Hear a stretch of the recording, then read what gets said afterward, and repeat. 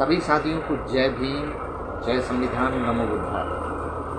साथियों, आज का ये वीडियो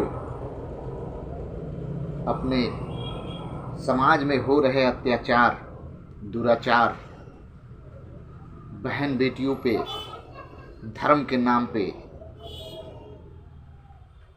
हो रहे उनका शोषण, आज का वीडियो उसी पे मैं बना रहा हूँ। और आप लोगों से मैं रिक्वेस्ट करूँगा, हाथ जोड़ के रिक्वेस्ट करूँगा कि इस मामले को जितने भी यूट्यूबर हैं, जो भाई ट्विटर पे हैं, फेसबुक पे हैं, व्हाट्सएप पे हैं, सब पे चलाइए और सभी लोग एकजुट होकर के आवाज़ उठाइए। साथियों, भारत देश के संविधान को लगभग 75-76 साल लागू हो गए होंगे। और जो है, संविधान से पहले जो इस देश में कानून लागू था, वो मनुस्मृति के हिसाब से इस देश को चलाया जाता था। और सोचिए, सदियों से हो रहे बहुजन समाज पे अत्याचार, शूद्रों पे अत्याचार, उनकी बहन बेटियों पे अत्याचार, धर्म के नाम पे, भगवान के नाम पे, देवी के नाम पे, देवताओं के नाम पे हमारे पुरखों के साथ भी अत्याचार हुआ। जैसे सती प्रथा, शुद्धिकरण, दासी प्रथा, ऐसी तमाम प्रथाएं थी। और जिसको जो है चंद चालाक लोग सबने यही कहा कि ये भगवान के बनाए हुए नियम हैं और नियम और कानून है। इस नियम और कानून को, इस मनुस्मृति को हटाने के लिए बहुजन समाज में जन्मे सभी महापुरुषों ने लड़ाइयाँ लड़ी। और लड़ाई लड़ने के बाद पूज्य बाबा साहब ने जब देश का संविधान लिखा, तो उसमें सबसे पहले देश में हो रहे महिलाओं पे अत्याचार हो, चाहे किसी धर्म की हो, किसी जात की हो, सबसे पहले इन कुप्रथाओं से उनको आज़ादी दिलाई, शिक्षा का अधिकार दिया, बराबरी का अधिकार दिया।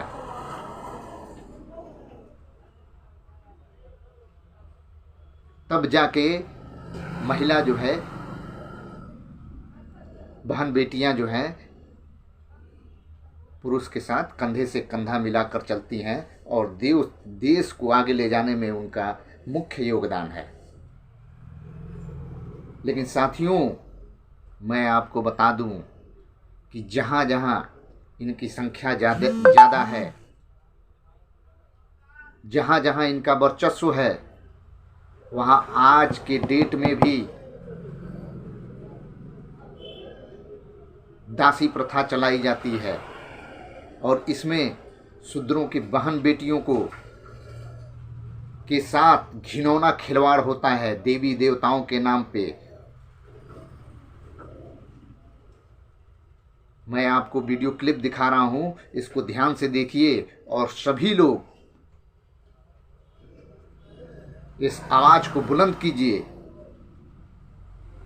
ताकि उन हरामखोरों तक ये बात पहुंचे कि देश का बहुजन समाज जग चुका है और इन कुप्रथाओं पे रोक लगाया जाए।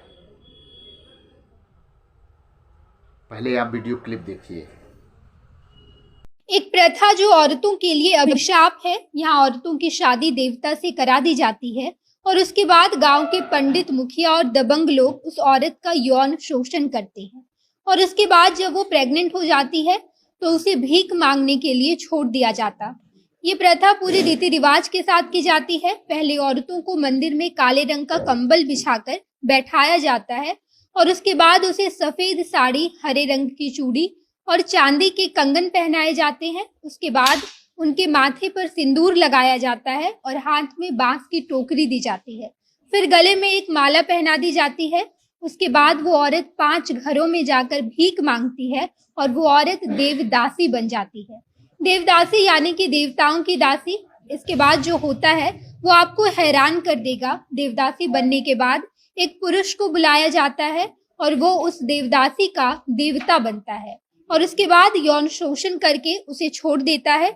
इतना ही नहीं बल्कि वो पुरुष जब भी चाहेगा उस देवदासी महिला के घर जाकर उसका यौन शोषण करेगा और फिर वापस चला आएगा। उस देवदासी महिला को पूरा समाज गंदी नजर से देखता है क्योंकि उसकी पूरी उम्र शादी नहीं होती, बल्कि उस दासी के लिए गांव के किसी अमीर व्यक्ति को देवता बना दिया जाता है और वो उसका यौन शोषण करता है। अब नमस्कार, मैं नेहा चौधरी कैमरा पर्सन विशाल के साथ और आप देख रहे हैं जनता जंक्शन।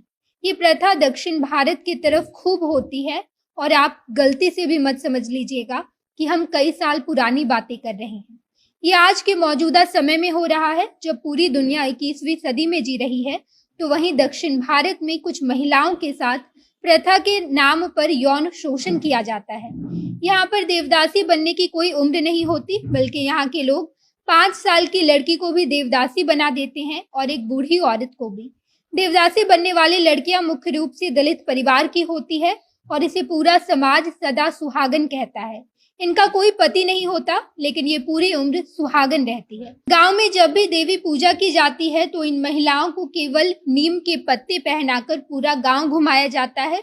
गांव के दबंग आकर देवदासियों का यौन शोषण करते हैं और जब वो प्रेग्नेंट हो जाती है और उन्हें बच्चे होते हैं तो उन महिलाओं को भीख मांगने के लिए छोड़ दिया जाता। कहीं कहीं तो ऐसा होता है कि दलित परिवार में जब भी लड़की पैदा होती है तो उसे देवदासी उसी वक्त बना दिया जाता।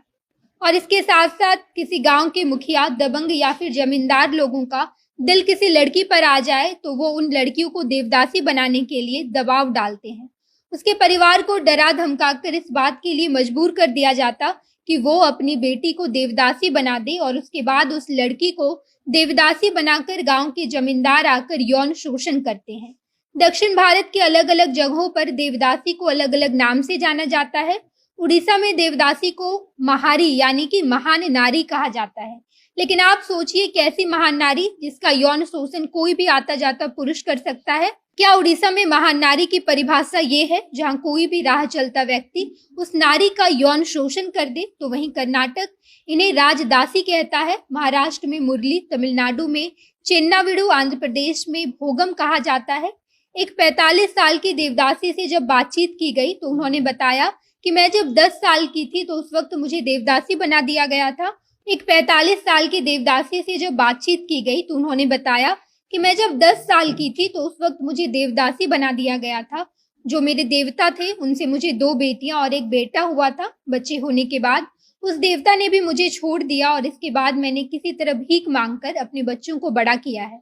जो मेरा देवता बना था उनसे मुझे किसी तरह की आर्थिक मदद नहीं मिली, बल्कि बच्चे होने से पहले वो मेरे पास आता था, लेकिन जैसे ही मुझे 3 बच्चे हुए तो उसने भी आना बंद कर दिया। मैंने सब्जी बेचकर, खेती मजदूरी करके कुछ पैसे कमाए और जब कुछ भी काम नहीं मिलता था तो लोगों से भीख मांगकर गुजारा बसेरा करना पड़ता था।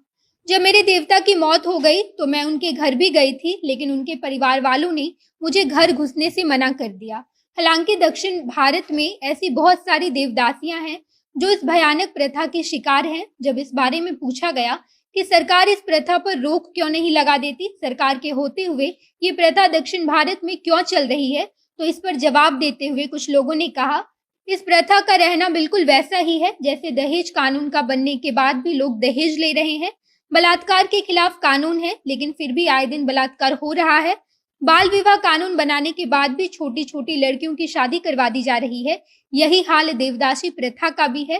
सरकार ने इस प्रथा को कड़ाई से खत्म करने के लिए कानून बनाए हैं, लेकिन इस प्रथा ने लोगों को इस कदर जकड़ रखा है कि लोग इसे छोड़ नहीं पा रहे। बाकी आप देवदासी प्रथा के बारे में क्या सोचते हैं, कमेंट बॉक्स में बताइएगा। आगे की खबरों के लिए जनता जंक्शन देखते रहिए। धन्यवाद। साथियों, आप लोगों ने वीडियो क्लिप देखा। मैंने तो जब देखा तो मेरे रोंग रोंग खड़े हो गए। और आप लोग चुप मत बैठिए, आप लोग इसके खिलाफ आवाज़ उठाइए। आप लोगों ने देखा होगा कि जब भी कोई देवी देवताओं पे सच्चाई बोलता है या फिर वेद पुराण में जो लिखा हुआ है उसको लोगों तक बताता है, तो फटाक से चंद और चालाक लोगों की भावनाएं आहत हो जाती हैं। तो हमारे समाज के ऊपर 5000 वर्षों से अत्याचार जुल्म होते आ रहे हैं और आज के डेट में भी हो रहा है। तो हमको क्या करना चाहिए ये आप सोच सकते हैं। आप आवाज़ बुलंद कीजिए, ये आवाज़ रुकनी नहीं चाहिए। और मैं आपको एक वीडियो क्लिप दिखाता हूं, देखिए इसको। इस परंपरा में महिलाओं की देवताओं से शादी कराई जाती है। फिर पुरोहित और ऊंची जाति के लोग उनसे संबंध बनाते हैं। इनके बच्चों के पिता का नाम नहीं होता। मजबूरन ये वेश्यावृत्ति और भीख मांगकर जिंदगी जीती हैं। देखिए दैनिक भास्कर की खास सीरीज पंथ में।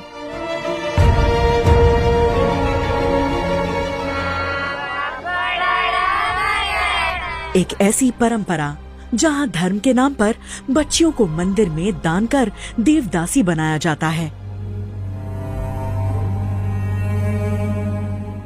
देवदासी प्रथा भले ही गैर कानूनी है, लेकिन दक्षिण भारत के कई राज्यों में आज भी ये प्रथा जारी है।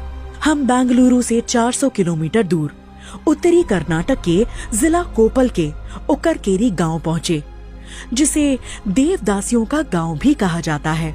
देवदासी प्रथा यानी कि दर्द और पीड़ा की जीती जागती कहानियां, उस श्रापित समुदाय की जिंदा लाशें जिन्हें सरकार भुला चुकी है। मणिमाला यानी मंगलसूत्र, हाथ में हरे रंग की चूड़ियां, चांदी के पतले कड़े और पडलिगी यानी बांस की टोकरी इनकी पहचान है। देवदासियों का जिक्र पुराणों में मिलता है। चोल वंश और गुप्त काल में भी देवदासी की प्रथा थी। 6ठी शताब्दी में शुरू हुई इस प्रथा ने 9वीं-10वीं शताब्दी तक भारत में अपनी जड़ जमा ली थी। योनसांग अल-बरूनी, अरब यात्री अबू जैद अल हसन जैसे विदेश यात्रियों ने अपने लेखों में देवदासियों का जिक्र किया है। शुरुआती दौर में देवदासियां मंदिर की देखभाल और गर्भगृह के बाहर बने मंडपों में नृत्य करती थीं। आगे चलकर ये प्रथा वेश्यावृत्ति में बदल गई। ऊंची जाति के मर्द हमारे साथ जब तक चाहें शारीरिक संबंध बनाते हैं। एक बार हम प्रेग्नेंट हुए कि दोबारा वो अपनी शक्ल नहीं दिखाते। हमारी किस्मत खराब है कि हम इसे शोषण भी नहीं कह सकते हैं। देवदासी महिलाएं शूद्र होती हैं। ऊंची जाति के लोग संकट आने का डर बताकर दलित परिवार की लड़कियों को देवदासी बनाते रहे हैं। मैं और मेरी बेटी दोनों ही देवदासी हैं।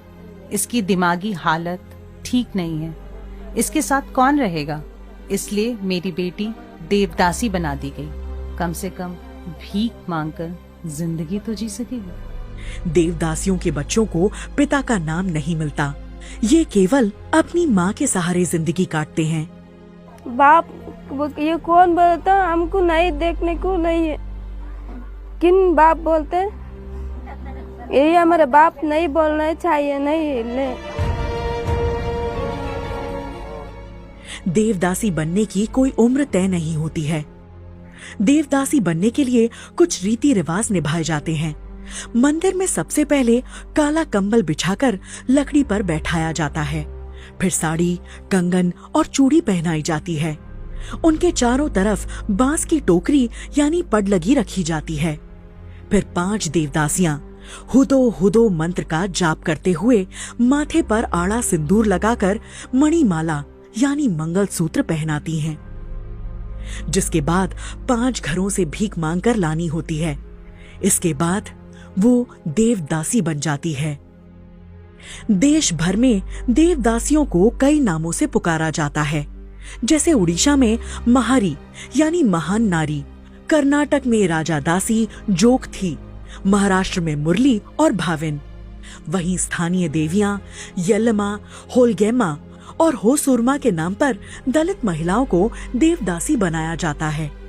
यह तीनों देवियां बहन हैं, जिनके मंदिरों में आज भी देवदासियां मौजूद हैं। तो इनका कहना है बसम्मा का कि ये अभी 3 साल पहले देवदासी बनी है।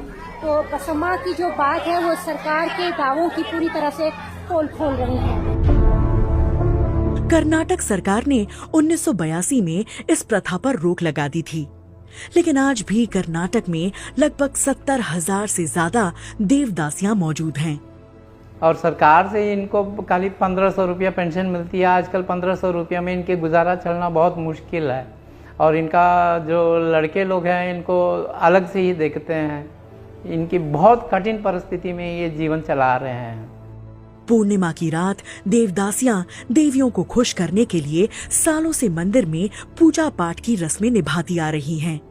गोद में बच्चे लिए लोगों की खुशियों की दुआएं देती ये देवदासियां खुद के जीवन में खुशियों से दूर हैं। साथियों, देखा आपने वीडियो? खून खौल जाता है। पूछिए उन चंद चालाक मनवादी विचारधारा के लोगों से, पूछिए उनसे कि तुम्हारे 33 करोड़ या फिर तुम्हारे वेद पुराण के बारे में अगर कोई सच्चाई बोल देता है तो तुम्हारी भावनाएं आहत हो जाती हैं। तुम कोर्ट का दरवाज़ा खटखटाते हो, कानून का दरवाज़ा खटखटाते हो और झूठा आरोप लगाते हो कि हमारे देवी देवताओं को गालियाँ दिया गया है और हमारी भावनाएं आहत हो गई हैं। चंद चालाक पाखंडी लोगों, जरा सोचो अपने दिमाग से कि हमारे समाज के साथ 5000 वर्षों से अत्याचार होता आ रहा है और आज भी बहन बेटियों का शोषण हो रहा है। तो सोचो हमको क्या करना चाहिए तुम्हारे साथ। मैं अपने समाज के भी लोगों से कहना चाहता हूं कि जितने भी मंत्री हैं, जितने भी राजनेता हैं, ये सब सारी सच्चाई जानने के बावजूद भी आप चुप हैं। आपको आवाज उठानी पड़ेगी। आपको इन प्रथा से, इन देवी देवताओं के नाम पर हो रहे हमारे समाज पे, बहन बेटियों पे अत्याचार को रोकना होगा। आपको आगे आना ही होगा। और सभी साथियों को मैं बोल रहा हूं कि इस पे चाहे यूट्यूब हो, ट्विटर हो, फेसबुक हो, व्हाट्सएप हो, सब पे वीडियो बनाइए। इस अत्याचार के खिलाफ आवाज उठाइए।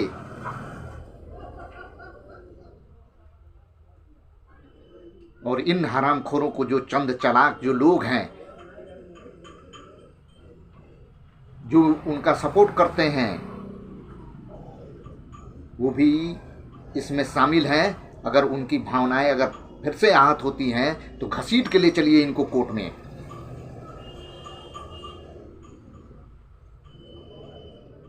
चुप बैठने का समय नहीं है साथियों। और वीडियो काफ़ी लंबा हो चुका है, इसलिए मैं अपनी बातों को ख़त्म करता हूं। लेकिन उससे पहले मेरा एक संदेश है। इसको पूरे समाज के जितने भी अगुआ हैं, सब तक ये बात पहुंच जानी चाहिए।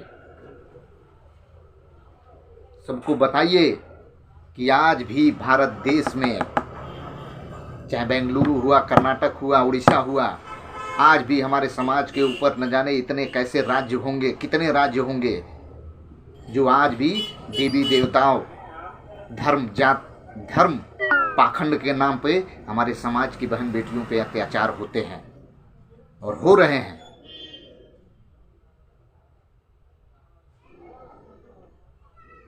मैं समाज के लोगों से बस लास्ट बात कह करके अपनी बात को ख़त्म करता हूँ। ऐ मेरे यारों, ये दौरे तबाही है। ऐ मेरे यारों, ये दौरे तबाही है। पत्थर की अदालत में शीशे की गवाही है। दुनिया में कहीं ऐसी तमसील नहीं मिलती। कातिल ही लुटेरा है, कातिल ही सिपाही है। इसको सोचिए और इस आवाज़ को बुलंद कीजिए। आप सभी को जय भीम, नमो बुद्धाय, जय संविधान।